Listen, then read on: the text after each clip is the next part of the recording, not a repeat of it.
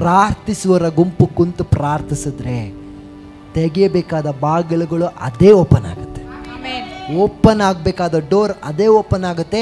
ನೀನು ನಡಿತೀನಿ, ನಾನು ದಾಟ್ತೀನಿ ಎನ್ನುವ ವಿಶ್ವಾಸ ನಿಮಗಿರಬೇಕು. ನಾವೇನು ಮಾಡ್ತೀವಿ ಗೊತ್ತಾ? ಏ ಬ್ರದರ್, ಹೌದು ನೀವು ಹೇಳೋದೆಲ್ಲ ಸತ್ಯ, ಅಲ್ಲೊಂದು ಡೋರ್ ಇದೆಲ್ಲ, ಅದು ಯಾರು ತೆಗಿತಾರೆ? Hallelujah, hallelujah.